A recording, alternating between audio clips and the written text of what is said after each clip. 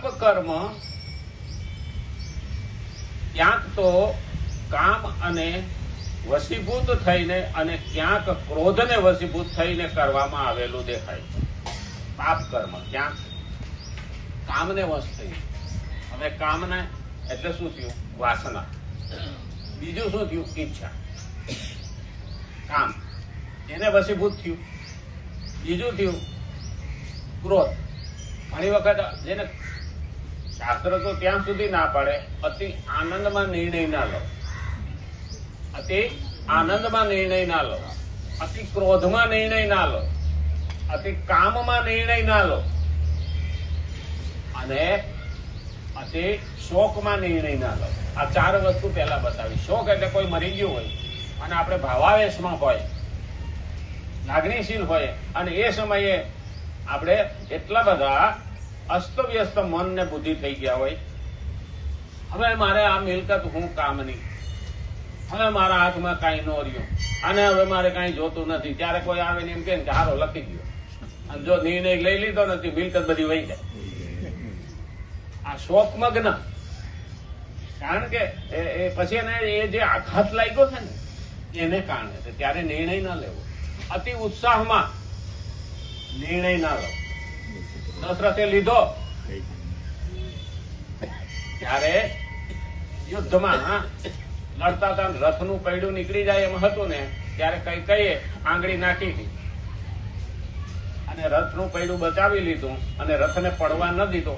દશરથ જીતી ગયા. અતિ ઉત્સાહમાં બોલી ગયા, અતિ ખુશીમાં બોલી ગયા કે માગી લે કઈ કઈ તને હું આપું 2 વરદાન.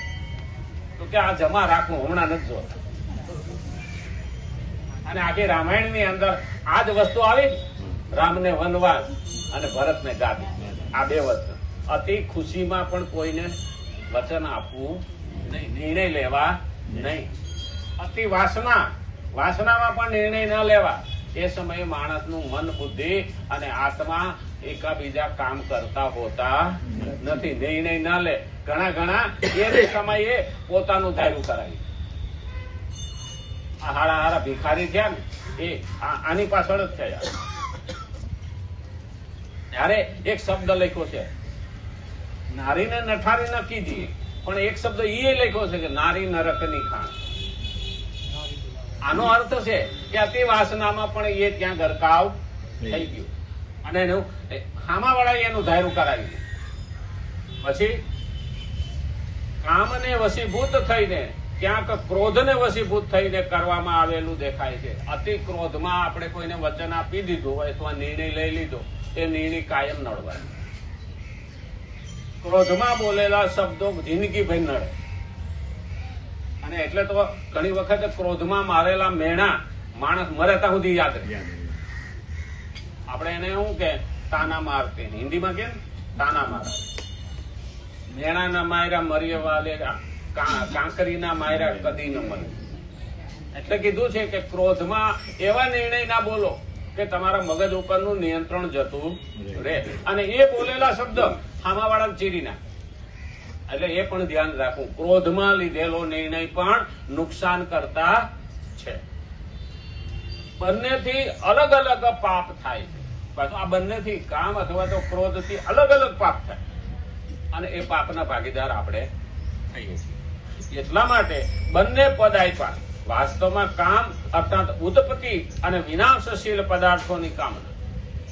આ પેલો ઈચ્છા એ પણ કામના થઈ અને એ ઉત્પન્ન થવા વાળી અને વિનાશ થવા વાળી જ વસ્તુને આપણે પકડીએ. ઘણા એવું કહેતા અરે લોખંડ પણ કે આ નાશ થતું નથી. ના, નાશ થાય છે. લોખંડનો નાશ એનો કાટ જ કરે. કોઈ નો પૂગે એનું પેટ પૂગે. હરણાકશનો નાશ કોણે કર્યો? એના છોકરાએ જ કર્યો. એટલે આપણે એવું બહુ અભિમાન કરવામાં આવતું નથી. કોઈ નો પૂગે તો આપણા ઘરમાંથી ભગવાન એક વાહડો કાઢે. હા, બંબુનો કોટો ફૂટે ન ફૂટે? હા, હરણાકશ ને કોણ પૂછ્યું? એનો દીકરો. હા, આપણે ત્યાં કોઈ ભગવાન પછી એવું કરી મેલે આપણે એમ મુશક આવ દેતા હોઈએ ને, અરે મારું કોણ બગાડી શકવાનું, તારો દઈ છે અને તઈ તું કઈ કરી શકી. આ વહુ ફાવે એનું કારણ જ આવો છોકરા નાગો ચાલ આ રે ગમે એવો દડો ફેંકો ને એ આગળ જ લાગે. કોઈ તો વાહે બેઠી બેઠી ચાવી પડે. નહીં તો કે કોઈ પાછા આપણે કહીએ એવો ફલાણા છોકરો કે નોખો થયો. અલા નોખો નથી થયો, વોમ નોખી થઈ. પછી તો હોય વાહે દોરો હોય જ ને. હા, વહુ તો હોય છે ને. હા, પછી વાહે દોરો ખેંચાય કે ન ખેંચાય. એટલે દોષ આપણે દીકરાને દઈએ છીએ. હકીકતમાં દોષ દીકરાનો હોતો નહોતો. 25 વર્ષની માં, 25 વર્ષ સુધી માં હારી લાગતી હતી. 25 વર્ષ પછી કેમ ભૂંડી લાગી? પણ આ વિચારવા જેવું છો. હા, ઘરડા ઘરમાં મૂકી આવે ને તોય કે ફલાણો છોકરો પાઈકો બહાર માને કે ઘરડા ઘરમાં મૂકી. અલા પણ ઘરમાં અહીંયા જ હળો પેઠો છે. એ તો તને દેખાતો નથી મૂંડિયામાં. એટલે ઘણી વખત દેહનો દુઃખ નો લગાડ્યો. આમાં વહુ છું સાંજ બી કભી બહુ થઈ. આ હાહુયું છે એ પાછી વહુ તો હતી જ ને. હા, પણ એ ધ્યાન રાખવાનું ને કે આજે જે વહુ કરે છે એ કાલે હાહુ થવાની છે.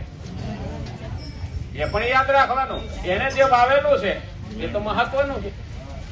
જેવું આપણે 30 વર્ષ સંસાર કરવા મળ્યો ને, 35 વર્ષ એમાં જે વાવ્યું છે ને એ જ બુઢાપામાં લણવાનું છે. એટલે તો કીધું. એટલા માટે બંને પદાય પણ વાસ્તવમાં કામ અર્થાત ઉત્પત્તિ અને વિનાશશીલ પદાર્થોની કામના, પ્રીતિ અને આકર્ષણ જ સમસ્ત પાપોનું મૂળ છે. પ્રીતિ અને આકર્ષણ. પ્રીતિ, જે વસ્તુમાં પ્રીતિ છે ને એ જ પાપનું મૂળ છે. કારણ કે આપણે એને જેને પ્રીત કરીએ છીએ ને એને છોડવા માંગતા નથી. અને એ આપણને છોડીને જાય ને તોય આપણને શાંતિ મળતી નથી. હા, અને આકર્ષણ. ભાઈ આકર્ષણ તો વ્યક્તિમાં હોય, વસ્તુમાં હોય. હા, જેટલો માણસ જેમાં વધારે આકર્ષાય એટલો વધારે દુઃખી. અને ઘણી વખત છે ને ભગવાન લઈને દુઃખ આપ્યો અને ઘણા દઈને દુઃખ આપે. એમાંથી બારો નો આવે. એક ડોક્ટર હતો પીટીબી નો સ્પેશિયાલિસ્ટ, આજથી 30 વર્ષ પહેલા. એનું નામ હતું ગુજરાત. તો સવારનો 9 વાગ્યાથી આમના 4 વાગ્યા સુધી એને ઘેર જવાનો ટાઈમ ન મળે. અને ખુરશી ઉપર ખુરશી તો રાખી જ નથી, બેસવાનો ટાઈમ ન મળે. તપાસ કર્યા જ કરે. એર કન્ડિશન રૂમમાં એટલા બધા દર્દીની લાઈન લાગતી ટીબીના દર્દીની. આમ સુટકેસ ભરાઈ જાય ને એટલે બંધ કરીને વયો જાય. ખિસ્સોદામાં તો રૂપિયા નાખતો નહીં એટલું સુટકેસ ભરાશે રોજ. આમને 20 વર્ષ 10 બાય 10 ની ઓયડીમાં એર કન્ડિશનમાં સવારથી માંડી સાંજ સુધી સતત દર્દી તપાઈ હાકી એને ટીબી થઈ ગઈ. અને એક ફેફસું ખરાબ થઈ. હવે જે રૂપિયા કમાણો ને એ લઈને અમેરિકા ગયો. ત્યાંથી પેલું આર્ટિફિશિયલ ફેફસું નખાયું. હવે દર વર્ષે એને પાછું ત્યાં બતાવવા જવું, રિપેર કરવા જવું. તો ક્યાંક કમાણો ને ક્યાં ગુમાયું? પાણીમાં, દૂધમાં. જિંદગીમાં ભગવાને એને દઈને સજા દીધી. રૂપિયાનો ઢગલો કર્યો પણ એ રૂપિયા વાપરાણા ક્યાં? એ પણ યાદ રાખવાનું. હરામ ના આવેલા હરમમાં જાય. ઘણા કહેતા નથી હા કે હરામ ના આવેલા રૂપિયા કાં પોલીસ સ્ટેશને જાય, કાં કોર્ટમાં જાય, કાં દવાખાને જાય. આવું કે મને સારું એ લાગે. હું અમે હરામના ખાવા વાળા છીએ. એ ખરું. પણ ભગવાન એવું દરદ મોકલે ને તો એ રૂપિયા આમતા લેતું જાય. આપણા ઘરના હોઈએ એટલે પેલું યાદ રાખવાનું, કર્મ કોઈને છોડતું નથી. કરેલા કર્મના બદલા તો દેવા જ પડે. અને એટલે કીધું કે આકર્ષણ જ સમસ્ત પાપનું મૂળ. કામના અને આકર્ષણ એ ખરેખર પ્રીતિ છે. પ્રીતિ એટલે કામના.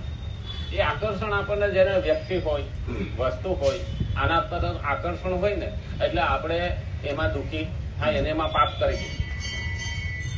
તો જો કે ભગવાને આપેલા વિવેકને મહત્વ ન આપવું અને ભગવાનથી વિમુખ થવું એ પણ પાપ થવામાં કારણ છે.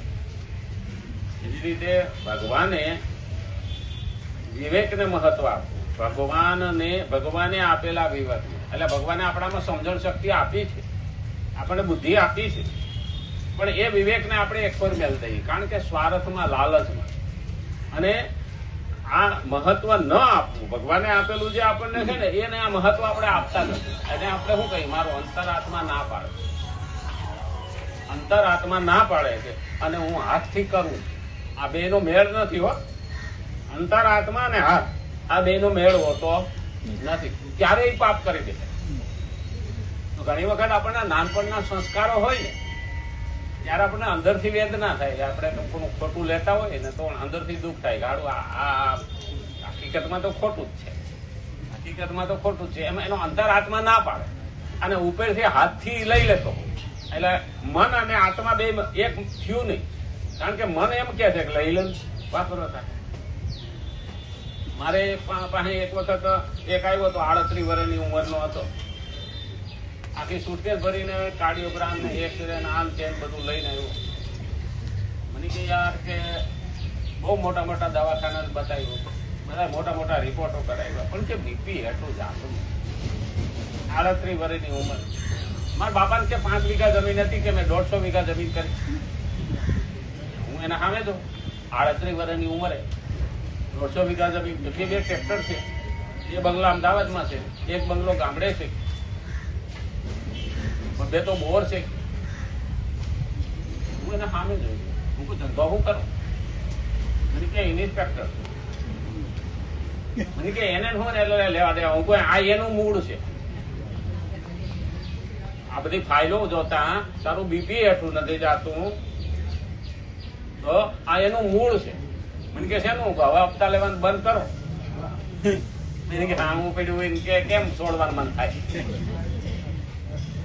એટલે તારે એક વ્રત લે, તને વિશ્વાસ ના આવતો હોય ને તો આ દવા તું અઠવાડિયું ન ખાતો.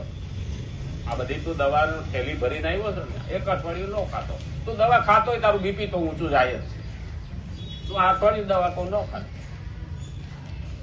પછી મેં કીધું બાધા રાય માતાની આગળ બેહીને સોગંદ ખા કે હું અઠવાડિયું એક પણ પૈસો હરામનો લઈશ નહીં. અને હવાર સાંજ બીપી ડોક્ટર પાસે મપાવી અને લિસ્ટ રાખવાનું. એટલે એક અઠવાડિયું રાખી હતી. હા ભાઈ કોકને કીધું હોય ને કે ભાઈ એક અઠવાડિયામાં તું શનિવારે અપવાસ કરજે તો એ કરી શકે, પણ 8 દિવસ શનિવાર અલગ અપવાસ ન કરી શકે. એને મેં કીધું આખું વાર ન કહી તો કઈ નહીં, એક અઠવાડિયું તો કઈ. અને એક અઠવાડિયું કઈ રોજે રોજ ત્યાં પોતે રહેતો હતો. ત્યાં ડોક્ટર પાસે સવારે સાંજે બીપી મપાવે અને લખાવે. સવારે કેટલું હતું, સાંજે કેટલું હતું, નીચેનું કેટલું હતું, ઉપરનું કેટલું હતું, એ બધું નોંધાવી. અઠવાડિયા પછી આવ્યો મને કે મારો વાળું કે એ ખરખું આવ્યું હો. જે જુવાનિયાનું બીપી હોય ને એટલું 120-80. મને કે વગર દવાઈ આવું કેમ થયું? હું તો તારો અંતરાત્મા તને ના પાડે છે કે આરામનું લે ને, અને તારું મન ને બુદ્ધિ એમ કે છે કે મોકો મળ્યો છે તો લઈ લે. હવે બહુ કર્યું, હવે મેલ. બહુ કર્યું, હવે મેલ. તું ભગવાનનો ગુનેગાર છો એ અંદરથી સ્વીકારજો. એટલે તને આત્મા હક લેવા દેતો નથી, અને આત્મા હક લેવા ન દે એટલે બીપી ઊંચું. આપણે નહીં ઘણી વખત કોકનું ખરાબ કરી નાખ્યું હોય ને પછી આપણે